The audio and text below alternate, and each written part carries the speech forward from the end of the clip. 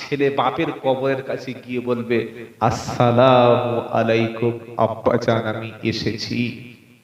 তওবা ইস্তিগফার পড়বে, দুরূদ শরীফ পড়বে, সূরা ফাতিহা শরীফ পড়বে, সূরা ইখলাস পড়বে, ইয়াসিন পড়বে, রহমান পড়ে কাবা শরীফের দিকে যখন মুখটা ফিরিয়ে দেবে, হাতটা তখন থাকবে একটাই দরবার, যে দরবারে কানা খোঁড়া কুঁজো সকলে সমান। বলুন সুবহানাল্লাহ। যে জায়গায় হাত তুললে কখনো বিনা কবুলে, বিনা কিছু না দিয়ে আল্লাহ হাত ফেরায় না। হাত তুলেছে ছেলে, কবর কার? বাপের কবর। কার কবর বলেন? বাপের, মায়ের। রব্বানা যালামনা আনফুসানা ওয়া ইল্লাম তাগফির লানা ওয়া তারহামনা লানাকুনান্না মিনাল খাসিরিন। রব্বানা আতিনা ফিদ দুনিয়া হাসানাতাও ওয়া ফিল আখিরাতি হাসানাতাও ওয়া কিনা আযাবান নার। রব্বুল আলামিন, আমি পাপী, জীবনে সুদ খেয়েছি, আমি ঘুষ খেয়েছি, মদ খেয়েছি, জেনা করেছি, নামাজ কাজা করেছি। আমার আব্বা 3 সপ্তাহ আগে মারা গেছে, মা আমার 20 দিন আগে মারা গেছে। রব্বানা, মায়ের ঘরটাকে ঢুকলে আজও মায়ের কথা মনে ওঠে, আজও মা বলে চিৎকার করে কেঁদে উঠি। রব্বানা, আব্বার রুমে ঢুকলে আব্বার চশমাটা, আব্বার পাঞ্জাবি লুঙ্গিটা আজও আলনাতে ঝুলতে দেখতে পাই। রব্বানা, কিন্তু আমার বাপ পৃথিবীতে আর খুঁজে পাওয়া যাবে না। গরমের সময় বাপের ঘরে ফ্যান চলতো। রব্বানা, কবর নামক ঘরে তো কোনো ফ্যানের ব্যবস্থা থাকবে না। রাতের আঁধারে বাপের ঘরে আলো জ্বলতো, কবর নামক ঘরটাতে বাপের কবরে কোনো আলোর ব্যবস্থা থাকবে না। আয় আল্লাহ, বাপের মাথার কাছে আমি সন্তান রাত্রে বেলা 2 বোতল পানি দিয়ে আসতাম, সকালে টিফিন দিয়ে আসতাম। রব্বানা, আজ 20 দিন বাপ চলে গেল, পানি বলে তো কেউ ডাকে না। 20টা দিন বাপ চলে গেল, গোসল কে করাচ্ছে জানি না, বাপের বিছানায় কোনো বালিশ দিতে পারলাম না, মাটির ঘরে বাপকে শুইয়ে দিলাম। রব্বানা, আমার আব্বার ঘরে সাপ আসতে পারে, আমার আব্বার ঘরে ফেরেশতা শাস্তির ব্যবস্থা করতে পারে। আয় আল্লাহ, আমি ছেলে বাপের কবরের কাছে 2টি হাত তুলে কেঁদেছি। রব্বানা, আমার আব্বা জানের কবর আযাব তুমি মাফ করো। সাপের ঘর হলে সাপগুলো তাড়িয়ে দিও, গরমের বিছানা হলে জান্নাতের বিছানা পেতে দিও। আব্বা জানকে কবরে এমন ঘুম পড়িয়ে দিও, কিয়ামত পর্যন্ত যেন আব্বার ঘুম কখনো ভাঙে না। যে ছেলে এমন দোয়া করতে পারে, যে ছেলে বাপের জন্য এমন কান্না শিখে গেছে, আল্লাহ তাআলা এই বাপ মারও কবর আযাবকে maaf করে দিয়ে জান্নাতুল ফিরদাউস নসিব করে দেবে। ছেলেকে কান্না শিখিয়ে দাও। আমরা কি বলেছি? চালাক মৌলবি, এই খবরদার, 39 দিন রেডি হ, কালকে খানা হবে। কি হবে? খানা হবে। গোটা গ্রামে সব লোককে খাওয়াবি, আর কান্নার দায়িত্বটা শুধু আমার উপর ছেড়ে দিবি। তোরা বাংলা, তোদের ভাষা, আল্লাহ বাংলা, আরবি সবচেয়ে ভালো, বাংলা বলো।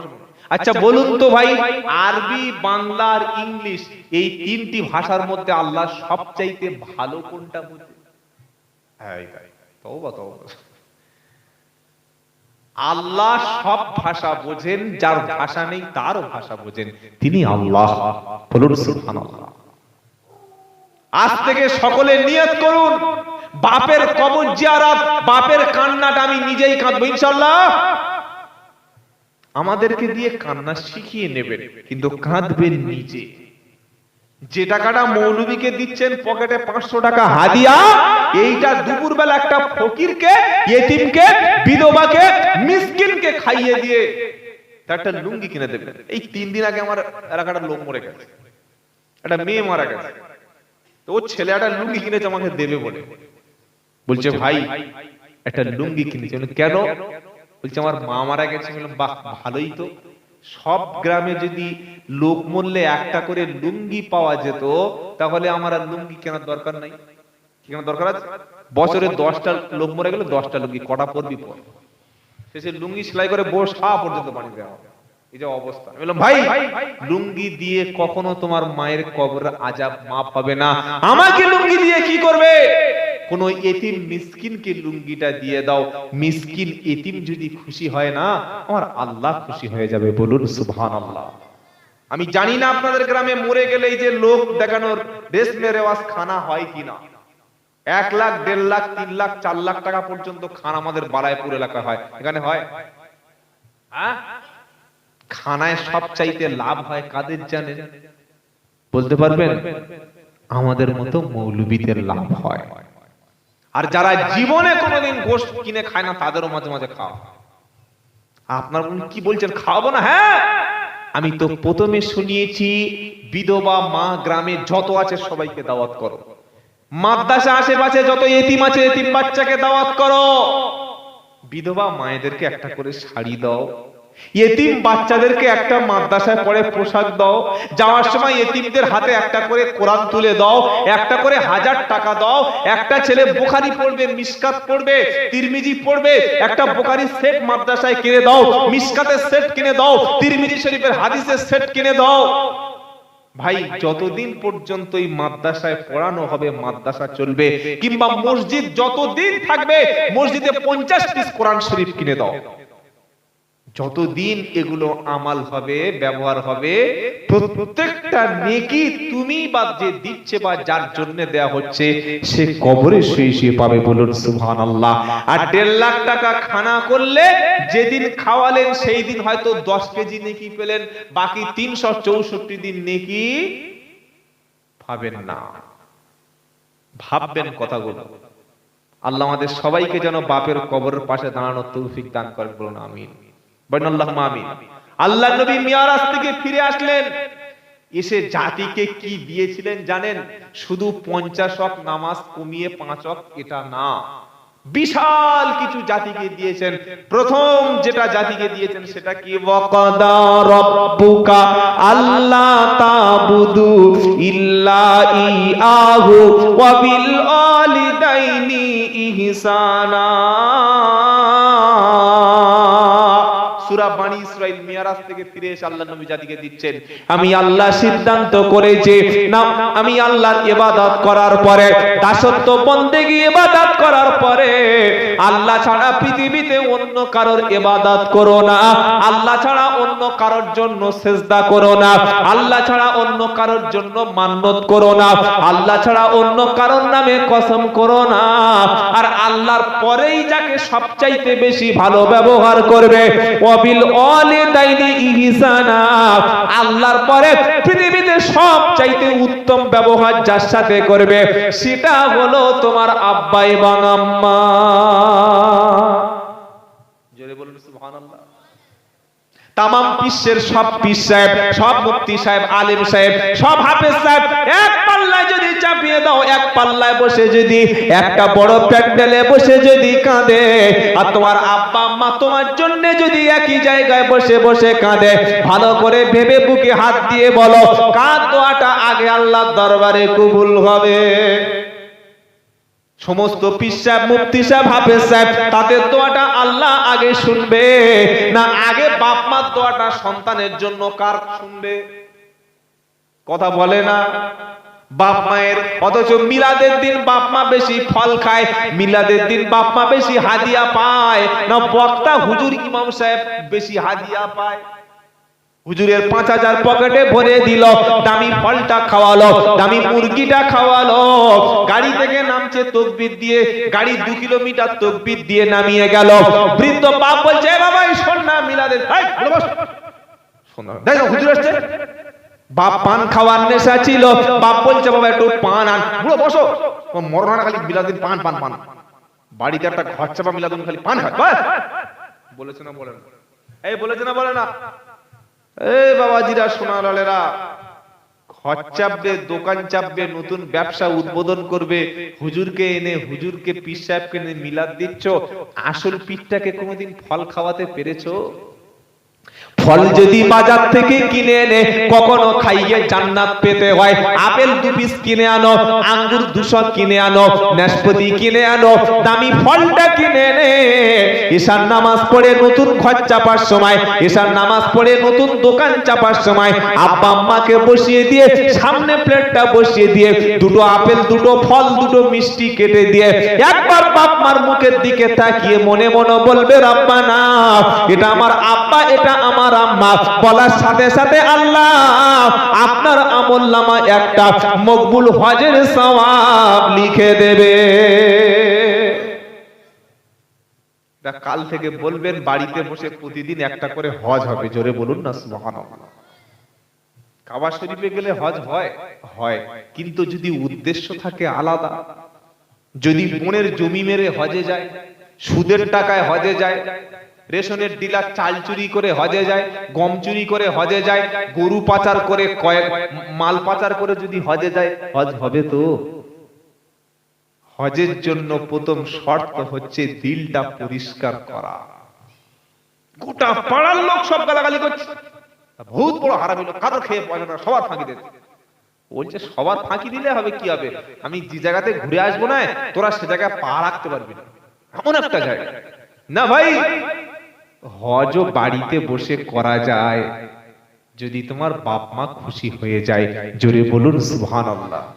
আগে বাপ মাকে রাজি করো, পরে আল্লাহকে রাজি করো, আল্লাহ তো রাজি হবে বাপ মার ওসিলায়, জোরে বলুন না সুবহানাল্লাহ। একজন ব্যক্তি নবীকে প্রশ্ন করলেন, হুজুর মা আমার মারা গেছে, আমি একটা পাপ করে ফেলেছি, এখন আমি কার কাছে মাপ চাইবো, কোথায় গেলে ক্ষমা পাবো? আমার নবীজি বললেন, সাহাবা তোমার কি খালা বেঁচে আছে? হাদিস তিরমিজি শরীফ, হাদিস মিশকাত শরীফের। আল্লাহর নবীজি বললেন, তোমার খালার কাছে গিয়ে তুমি ক্ষমা চাও, তোমার খালাকে খেদমত করো, আল্লাহ তোমার বাপ মার পাপ, তোমার নিজের পাপটা মুছে দেবে। জোরে বলুন।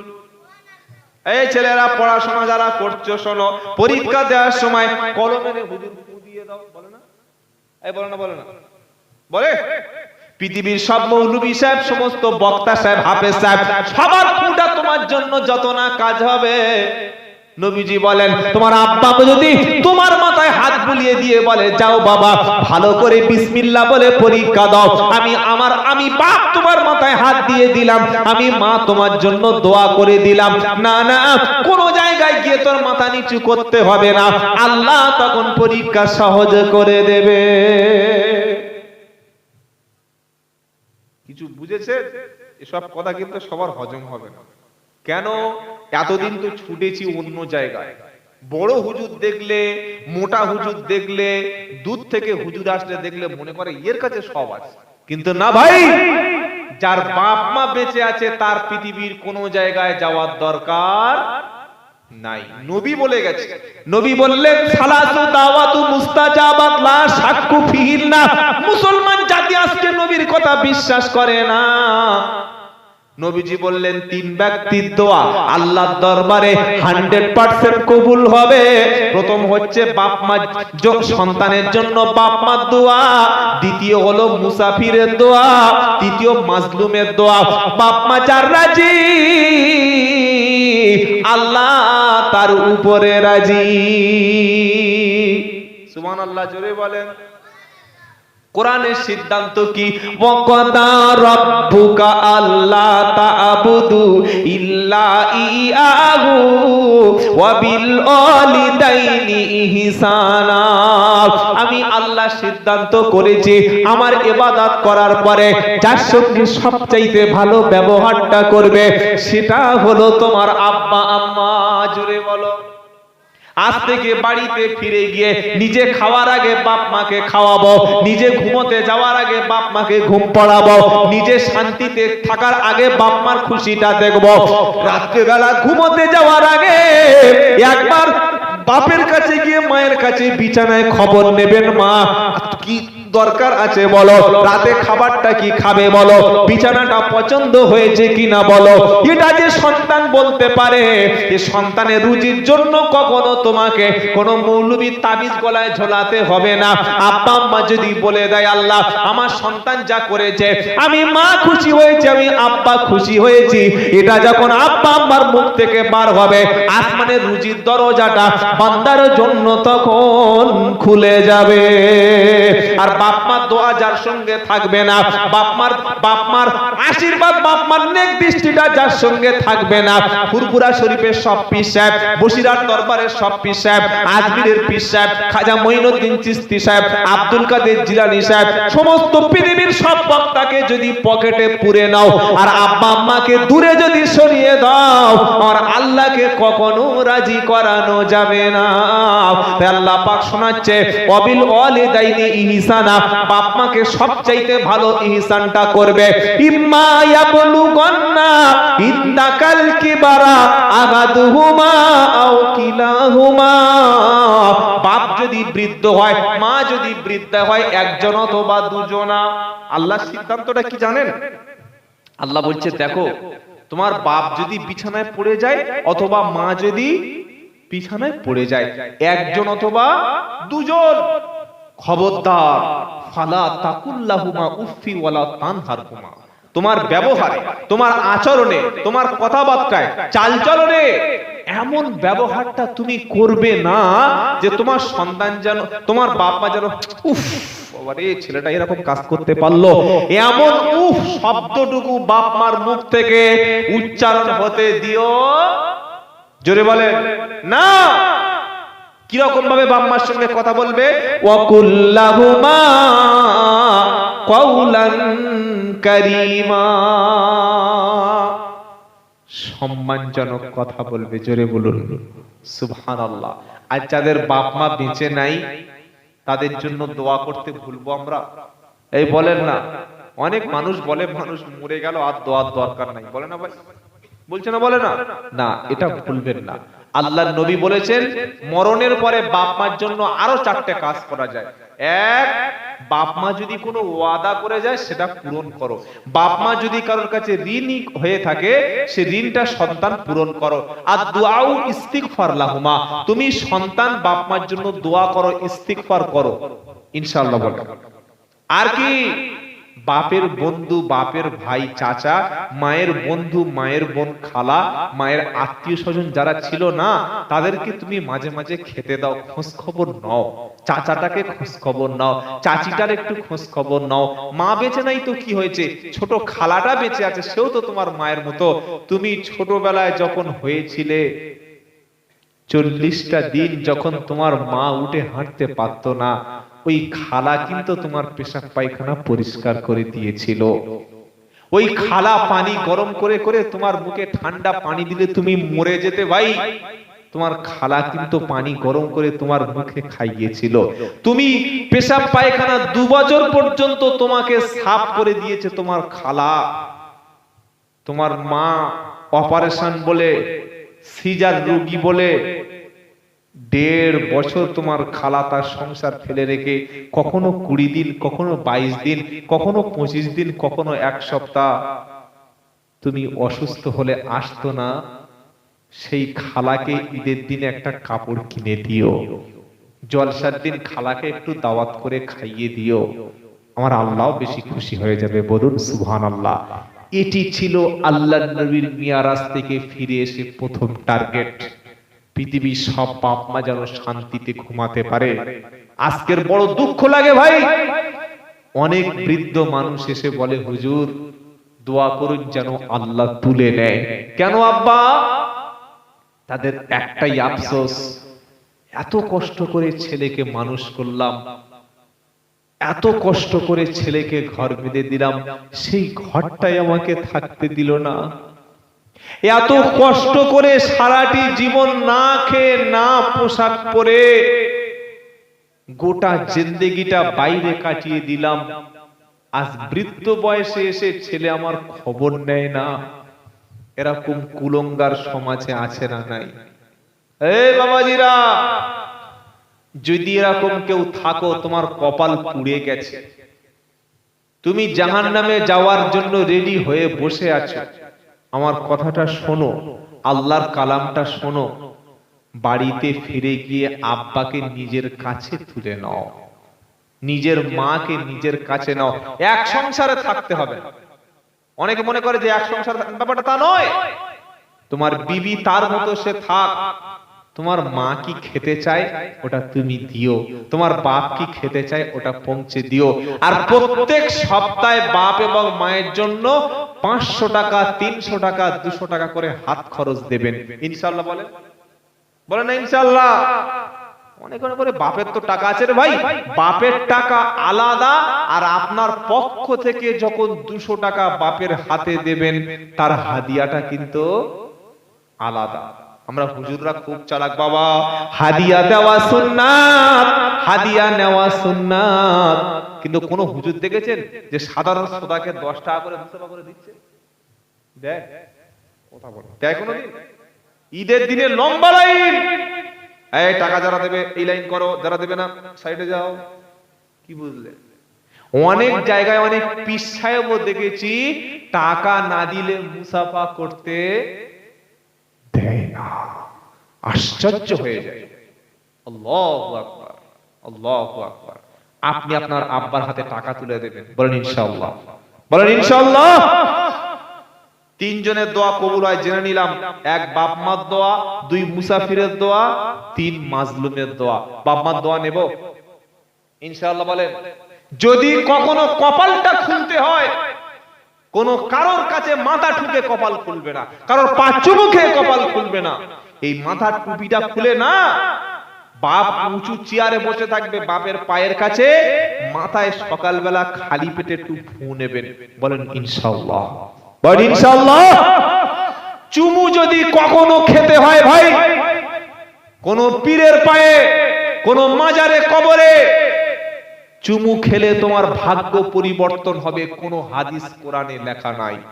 একমাত্র যদি বাপের হাতে, বাপের পায়ে, বাপের মুখে, মায়ের পায়ে, যদি মায়ের হাতে যদি চুমু খেয়ে একটু দোয়া নিয়ে যেতে পারো, দুনিয়া সফল, আখিরাতে সফল, বলুন সুবহানাল্লাহ। বাইজিদ বোস্তামির ঘটনা জানেন না? আল্লাহর ওলি কাকে বলে? রাত 12টা 1টা বেজে গেছে, শীতের রাত, মা শুধু বলেছে বাবা একটু পানি দাও, একটাই কথা মুখ থেকে বার হয়েছে। ছেলে এখানে ওখানে খুঁজে খুঁজে কত কিলোমিটার দূর থেকে, আগে তো টাইম কল বা এমনি পানি अवेलेबल ছিল না, পানি এনে দেখছে মা ঘুমিয়ে গেছে। আমরা বলে কি করতাম, ও বাবা ও ওড়ো। এখনকার ছেলেরা 12টা পর্যন্ত বাঁশ বাগানে বসে ফ্রি ফায়ার খেলছে, পাবজি খেলছে, গার্লফ্রেন্ডের সঙ্গে কথা বলে, রাত 2টোর সময় এসে মুষের মতো দরজা ধাক্কা মারছে। এরা ছেলে কি শিখলো এরা, যারা রাত 12টার সময় মুষের মতো ধাক্কা মারে দরজায়? যারা 12টা পর্যন্ত পাবজি খেলিস ভাই, তোরা গরুর সঙ্গে শুয়ে পড়বি, পেশাব করে পানি তো নিস না, আর কাপড়টা শুয়ে দেখলে লোকের হাড়াটা হয়ে যাবে, এত দুর্গন্ধ। কি বুঝলেন? বাপ মাকে আর জ্বালাস না বাবা, অনেক জ্বালিয়েছিস। বাইজিদ বোস্তামি এসে দেখছে মা ঘুমিয়ে গেছে, এসে বললেন পানিটা নিয়ে দাঁড়িয়ে আছে, ফজর হয়ে গেছে, সারা রাত দাঁড়িয়ে, যখন আজান হয়ে গেল, কত বড় ওলি ছিলেন বাইজিদ বোস্তামি, উঠে বলছে আরে বাবা, মা বলছে এ বাবা দাঁড়িয়ে আছো কেন, ঘুমাও না?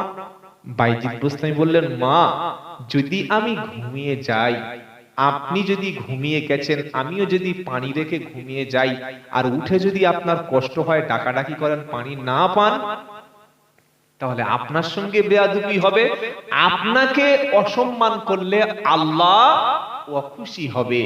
আপনার রাজির জন্য সারা রাত দাঁড়িয়ে আছি। এই রকম কাজ যে সন্তান মায়ের জন্য করে, সে পীর হবে না তো আমার ঘরে পীর হবে? কি বলছেন বলেন? মা বললেন আল্লাহ আমার সন্তানকে এই যুগের শ্রেষ্ঠ ওলির সর্দার বানিয়ে দাও, জোরে বলুন না সুবহানাল্লাহ। শবে বরাতে এখানে মোটর ভ্যান করে বসিরহাটে জিয়ারত করতে যাচ্ছে, এখান থেকে মোটর ভ্যান করে ফুরফুরা শরীফ চলে যাচ্ছে। এই বাঁশ বাগানে তোর বাপ শুয়ে আছে, জিয়ারত করেছিস? করিসনি। বিবিকে নিয়ে আজমিরে যাচ্ছিস জিয়ারত করতে, তোমার বাপ, তোমার কলিজা ফেটে খাওয়ানো বাপ, সারাটা জীবন মাথার ঘাম পায়ে ফেলে বাপ, যে তোমার মুখ না দেখলে ঘুমাতে পারতো না, কাজ থেকে ফিরে এসে খাবার এনে আগে বলতো কই বাচ্চাটা ঘুমিয়ে পড়েছে, ঘুম থেকে ছুতো করে তুলে আগে বাপ ছেলের মুখে একটা মিষ্টি খাইয়ে, মুখের মিষ্টিটা পুঁছে দিয়ে, চোখের পানিটা মুছিয়ে দিয়ে, হেসে তবে যে বাপ কোলের কাছে নিয়ে ঘুমিয়েছে, সেই বাপের কবর ফেলে রেখে আজমিরে গিয়ে খাজা বাবাকে খুশি করলে আল্লাহ খুশি হবে তো? কথাটা ভেবে দেখবেন, ভেবে দেখবেন। বাপ মাকে পীর মানুন, আর পীর লাগবে না, বিনা হিসেবে জান্নাতি হয়ে যাবেন। জোরে বলুন না সুবহানাল্লাহ। নবীজি বসে আছেন মদিনার মসজিদে, একজন বৃদ্ধা মানুষ আসলেন, নবীজি উঠে দাঁড়ালেন, গায়ে সাদা চাদরটা বৃদ্ধার জন্য বিছিয়ে দিলেন, কথাবার্তা হলো, বৃদ্ধা চলে গেল, আবার নবীজি একটু আগিয়ে দিলেন। সাহাবারা প্রশ্ন করলেন, আল্লাহর নবী, এই বৃদ্ধা মহিলাটাকে যার জন্য আপনি দাঁড়ালেন, এত বড় সম্মানিত নবী? নবীজি বললেন, সাহাবা তোমরা কি চিনতে পারো নাই? ইনি হলেন সেই বৃদ্ধা দাইমা হালিমাতুস সাদিয়া।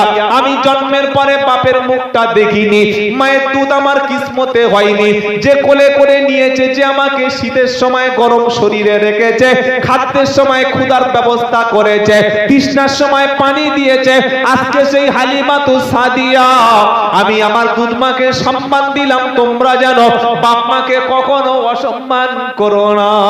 নবীজি বললেন, কেউ যদি রুজিতে বরকত চায়, নেখায়াত যদি বাঁচতে চায়, দুনিয়াতে রুজি যদি বেশি চায়, সে যেন আত্মীয় স্বজন পাড়া প্রতিবেশীর সাথে, ভাই বোনের সাথে, বাপ মার সাথে খারাপ আচরণটুকু করবে না, আল্লাহ কখনো তোমার রুজিতে কষ্ট দেবে না। কথা মনে থাকবে ইনশাআল্লাহ। এ হাতে জামা খুলেছে 3টে, এ হাতে 2টো, কোমরে 4টে, গলায় 6টা, খালি দেখি ঝুলছে, কি বলুন তো? আর মা উপর থেকে বদদোয়া করছে, সহপাত্রী মরিস না, তোর বউ এখন মরেনি, এই জামা না করে না, করে না। তাবিজ মনে করছে ভুল জায়গায় চলে আসলাম নাকি? কি তাবিজ খালি ছটফট করছে, কখন লাভ দিয়ে পুকুরে পড়বে। ওদিকে মায়ের বদদোয়া কবুল হবে তো? হবে না। আল্লাহর কসম করে বলে গেলাম, রোড অ্যাক্সিডেন্ট তো হবে না, রুজিতে কষ্ট হবে না, বিপদ কখনো হবে না, যদি জীবিত পীরকে খুশি করতে পারেন। যার উপরে জীবিত পীর খুশি নয়, মরা, যিনি ইন্তেকাল করে কবরে গেছেন, এই মৃত ব্যক্তিকে খুশি করা যাবে না। মনে থাকবে? শেষ কথা বলে যাব, নিজের স্ত্রী, কন্যা, বোন পর্দার সঙ্গে রাখবেন। আজকে মুসলমানের ঘরে এমন অধিকাংশ মহিলা দেখি ভ্রু প্লাক করছে, দেখেছেন না? দেখেন নাই? এই দেখেন নাই? নবী ওই নারীদের জন্য লানত করেছে যারা ভ্রু প্লাক করে। এরা ভ্রু প্লাক শিখলো কোত্থেকে? অনেক গবেষণা করে দেখেছি, সন্ধ্যা 7টার সময় মুসলমানদের বাড়িতে সিরিয়াল, আপনাদের এলাকায় সব সিরিয়াল ফিরিয়াল নেই, আমাদের বারাইপুরে আছে, এখানে আছে। সিরিয়ালে যত নারী অভিনয় করে সব দেখবেন ভ্রু প্লাক করা। হাসিনা ভাবি, মর্জিনা ভাবি, বিউটির মা মুস্কান ভাবি, জরিনা, টিউলিপের মা, মুস্কানের মা, হালিমা ভাবি, সবার দেখি ভ্রু প্লাক করা। নফল নামাজ পড়ে, কোরআন তেলাওয়াত করে, আবার দেখি ভ্রু প্লাক করা। ভ্রু প্লাক করা নারীর উপরে আল্লাহর নবী বদদোয়া, আর ওই সমস্ত নারীর উপরে নবীজি বদদোয়া করেছেন যারা স্বামীর অবাধ্য, স্বামী রাত্রে বেলা ডাকে, স্ত্রী স্বামীর ডাকে ডাক শোনে না, কখনো স্বামীর কথা শোনে না, স্বামীর মুখের দিকে তাকিয়ে কখনো হাসে না, আর দেওর যদি মুখের দিকে তাকায় এমন হাসবে যেন দেওরের মন অন্যদিকে যাবে না। আছে? এরা জাহান্নামী নারী, স্বামীর দিকে জীবনে ফিরে হাসে না। আর বাইরের কোন ওই যত হকার আছে, যত ফেরিওয়ালা আছে, মাছওয়ালা আছে, কাপড় আনে, খালি একবার যদি বলে কাপড় নেবে গো, ও ভাই ভালো আছে, এমন অভিনয় করবে না যেন কতদিনের খালাতো ভাই। আর স্বামী বেচারিটা সারাদিন রোদে পুড়িয়ে না খেয়ে বাড়িতে এসে, কই গো কি হয়েছে, খালি কই গেছো কেন, যাও ভাতা দেখে। এটা স্বামীর প্রতি আনুগত্য নয়। মনে থাকবে ইনশাআল্লাহ। কোন নারী যদি তাহাজ্জুদ না পড়ে, কোরআন নফল কোরআন তেলাওয়াত প্রতিদিন যদি নাও করে, শুধু ফরজ নামাজ, ফরজ রোজা, ফরজ পর্দাটুকু করে, স্বামী যেটা বলবে সেটাই শুনবে, স্বামীর অবর্তমানে নিজেকে হেফাজতে করবে, স্বামীর অবর্তমানে সতীত্ব হেফাজত করবে, আল্লাহর নবী বললেন এই নারীটা বেশক আল্লাহর জান্নাতে যাবে। বলুন সুবহানাল্লাহ।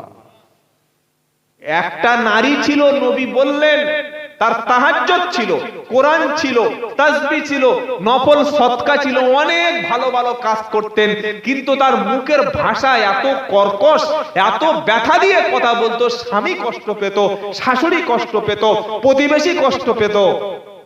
নবী বললেন সেই নারীটা জাহান্নামে যাবে। আরেকটা নারী ছিল যার নফল নামাজ বেশি ছিল না, নফল ইবাদত বেশি ছিল না, নফল দান সদকা ছিল না, কিন্তু স্বামীর সঙ্গে, শাশুড়ির সঙ্গে, প্রতিবেশীর সঙ্গে হেসে কথা বলতেন, কখনো কাউকে ভাষা দিয়ে কষ্ট দেননি। আল্লাহর নবী বললেন ওই নারীটা জান্নাতে যাবে। বলুন সুবহানাল্লাহ। কি ধর্ম আমরা পেয়েছি! হাসি মুখে কথা বললে একটা সদকা। সুবহানাল্লাহ বলে। নারীদেরকে পর্দায় রাখবে। বলুন ইনশাআল্লাহ। যারা এসেছেন আপনার কন্যা, আপনার বোনকে উচ্চ শিক্ষায় শিক্ষিত করবেন। বলুন ইনশাআল্লাহ। বলুন ইনশাআল্লাহ।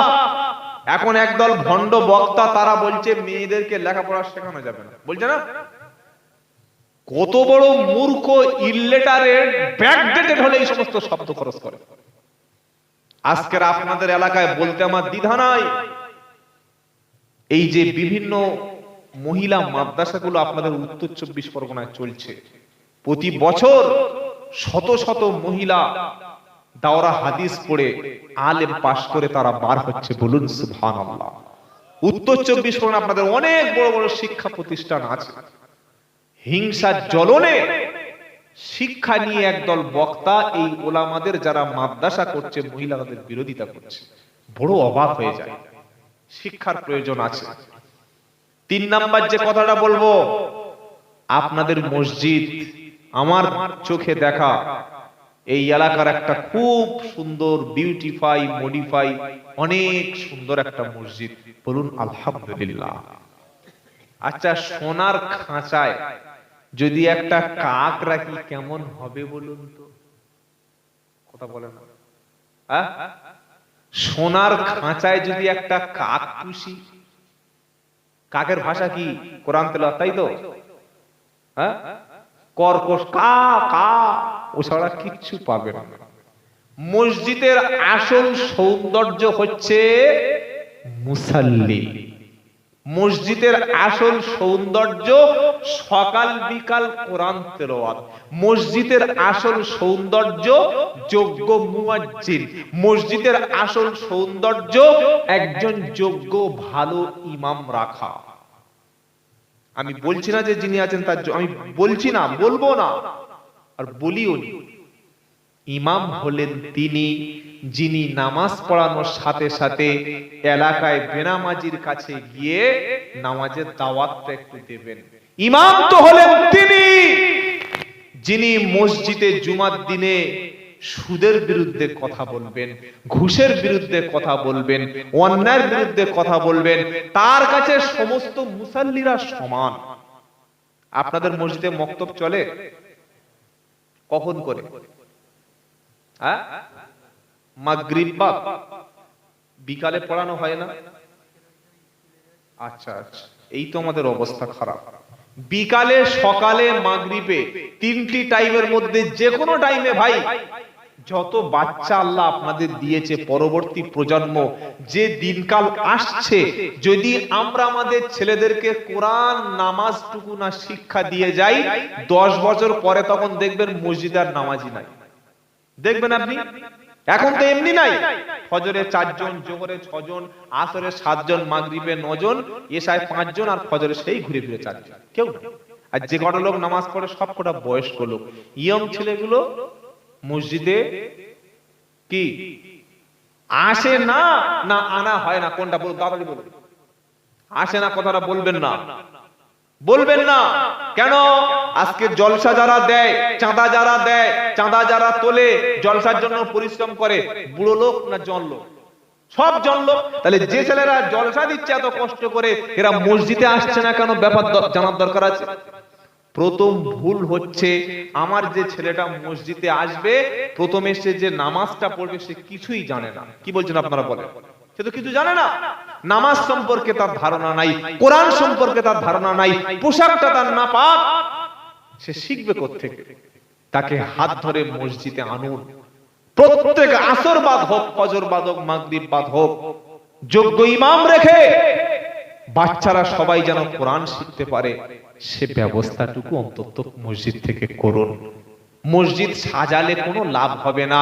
কি লাভ যদি মসজিদে টাইলস বসিয়ে পাশে মহল্লায় যদি মহল্লায় যদি মদখোর থাকে, মসজিদ মহল্লায় যদি বেনামাজি থাকে, ওই মসজিদের সুন্দর সাউন্ড সিস্টেম করে লাভটা কি আছে বলে? মসজিদে সুন্দর ডেকোরেটার্স করলাম, কিন্তু পাড়ায় যদি জুয়ার আড্ডা চলে, লাভ নাই। এত সুন্দর মসজিদ সাজিয়েছেন, একটু মেহনত করবেন, বলুন ইনশাআল্লাহ। বলেন না ইনশাআল্লাহ? কি মেহনত? বেনামাজির কাছে একটু ছুটে ছুটে যাবেন।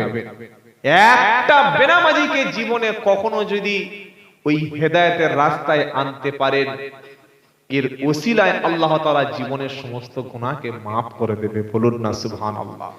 যে কথা প্রথমে শুরু করেছিলাম হেদায়েতের উপরে, আল্লাহর নবীকে পাঠানো হয়েছিল হেদায়েতের মূর্ত প্রতীক হিসাবে, বলুন সুবহানাল্লাহ। হুয়াল্লাযী আরসালা রাসূলাহু বিল হুদা ওয়া দীনিল হক লিইয়ুযহিরাহু আলাদ-দীনি কুল্লিহি ওয়ালাউ কারিহাল মুশরিকুন। সূরা তাওবায় আল্লাহ পাক বলছে, তিনি তার রাসূলকে সত্য হেদায়েত দিয়েই পাঠিয়েছেন, বলুন সুবহানাল্লাহ। সমস্ত ধর্মের উপরে ইসলামকে বিজয়ী করবেন, যদিও সেটা কাফেরদের অপছন্দ হয়, তারপরেও আল্লাহ ইসলামকে বিজয়ী করবেন, বলুন সুবহানাল্লাহ। মসজিদ যেমন পাড়ার লোক টাকা দিয়ে সুন্দর করে সাজিয়েছেন, প্রত্যেকটা বেনামাজির কাছে যাব ইনশাআল্লাহ। বলেন না ইনশাআল্লাহ? কারা যাবে? বুড়ো ইমাম সাহেব আর কানা মুয়াজ্জিন সাহেব, তাই তো না? সেক্রেটারি, ক্যাশিয়ার, নামাজি সকলে মিলে বেনামাজিদের বাড়ি বাড়ি যাবেন। মনে করবেন লোকটা কি বলছে, বলুন বেনামাজি বাড়ি কেন? ও যে আসতে পারে না, ও আসতে পারে না, ওর কি হয়েছে? এটা আপনাদের হক, আপনাদের হক। ছেলে যদি বেনামাজি হয়, বাপকে আল্লাহ ধরবে। স্ত্রী যদি বেনামাজি অবস্থায় মারা যায়, স্বামীকে অবশ্যই জবাবদিহি করতে হবে। কথা মনে থাকবে ইনশাআল্লাহ। আর মসজিদের মুসাল্লি যারা নামাজ পড়েন, একটু কোরআনটুকু ঠিক করে নেবেন। অধিকাংশ মুসাল্লিদের যে কোরআন তেলাওয়াত, ভাই আল্লাহ যদি ক্ষমা না করে কি হবে জানি না। 100-র মধ্যে 90টা মুসাল্লিকে সঠিকভাবে আমরা আজও কোরআন শেখাতে পারিনি। ভুল আপনাদের নয়, সব ভুল আমাদের, আমরা শেখাতে পারিনি। ইমামের উচিত ছিল প্রত্যেকদিন একটা করে সূরার মশক করা, ট্রেনিং দেওয়া। সূরা ফাতিহাটা আজকে ভালো করে শিখে নাও, সূরা ইখলাসটা শিখে নাও, এটা বলার দরকার ছিল না? ছিল না? যদি কোরআন সহি না হয় নামাজ হবে না। কথা মনে থাকবে।